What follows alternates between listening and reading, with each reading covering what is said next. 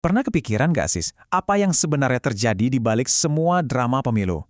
Nah, kali ini kita nggak akan bahas satu pemilu spesifik, tapi kita bakal bedah bareng-bareng sebuah alat super ampuh buat nganalisis pemilu manapun. Anggap aja ini semacam kacamata khusus buat ngeliat lebih dalam dari sekedar hebohnya hari pencoblosan. Oke, kita mulai dari pertanyaan paling dasarnya ya. Kita kan sering banget dengar istilah pemilu demokratis. Tapi apa sih artinya? Apa cukup dengan kita datang ke TPS, nyoblos, terus udah? Kayaknya nggak sesimpel itu deh. Jawabannya tuh jauh lebih dalam dan jujur aja, lebih seru buat diulik. Nah, buat ngebongkar pertanyaan gede tadi, kita bakal pakai sebuah kerangka kerja. Sebut aja 3 lensa analisis. Keren kan? Jadi setiap lensa ini bakal bantu kita ngeliat proses demokrasi dengan lebih jernih dan tajam. Oke, ini dia 3 lensa kita. Yang pertama, kita lihat proses pencalonannya.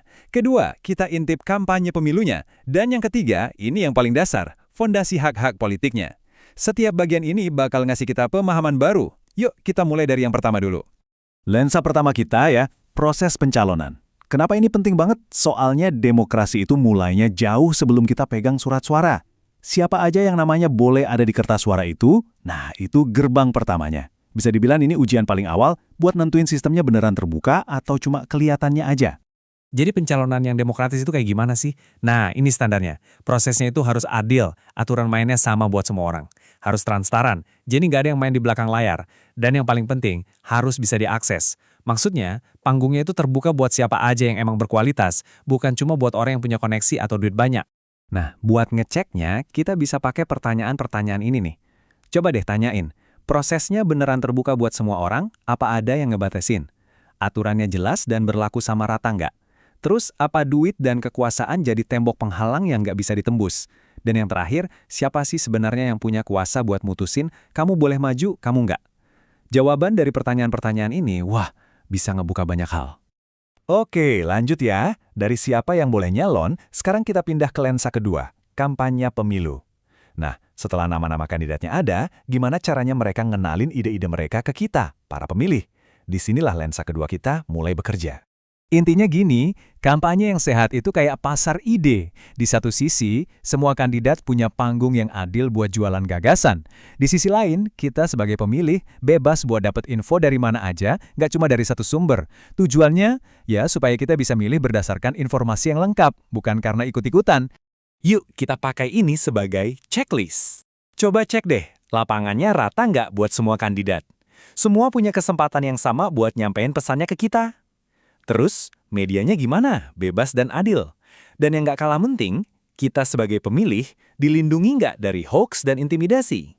Nah, ini nih, tanda-tanda vital buat ngukur sehat atau nggaknya sebuah kampanye.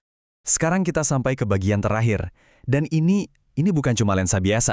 Anggap aja ini pondasinya. Tanpa pondasi ini, 2 lantai yang kita bangun tadi, pencalonan dan kampanye, bisa ambruk. Kita lagi ngomongin soal hak-hak politik. Dan pesannya, ya sesederhana dan sekuat ini. Nggak ada hak politik, ya nggak ada demokrasi. Titik. Simpel kan? Karena nggak mungkin ada pencalonan atau kampanye yang adil kalau hak-hak paling dasarnya aja nggak dijamin. Ini dia, hak-hak yang nggak bisa ditawar-tawar. Kebebasan ngomong, kebebasan buat kumpul-kumpul, hak buat milih dan juga dipilih. Tanpa jaminan hak-hak ini, ya proses pencalonan cuma buat segelintir orang aja. Dan kampanye cuma jadi panggung propaganda. Hak-hak inilah yang jadi tulang punggung dari integritas pemilu. Oke, jadi sekarang gimana kita nyatuin semuanya? Kita udah punya 3 lensa yang berbeda nih. Sekarang waktunya kita gabungin jadi satu alat analisis utuh yang bisa Anda pakai. Poin utamanya ini ya, ketiga lensa tadi, pencalonan, kampanye, dan hak, itu semuanya nyambung. Ibarat rantai, kalau satu mata rantainya lemah, ya putus semua. Kampanye nggak akan adil kalau proses pencalonannya udah cacat dari awal. Dan dua-duanya nggak akan ada artinya kalau hak-hak politik dasarnya nggak dijamin. Satu bagian bermasalah, seluruh sistem bisa kena imbasnya. Nah, sekarang giliran Anda. Coba deh, di pemilu berikutnya, entah itu pilkada atau pemilu nasional, pakai kerangka ini. Jangan cuma fokus ke siapa yang menang atau kalah. Coba lihat lebih dalam. Gimana proses pencalonannya? Lapangan kampanyenya adil nggak? Dan yang paling penting, hak-hak politik kita semua beneran aman nggak? Kalau Anda mulai bertanya kayak gitu, saya jamin cara Anda melihat demokrasi di sekitar kita bakal jadi jauh lebih jelas.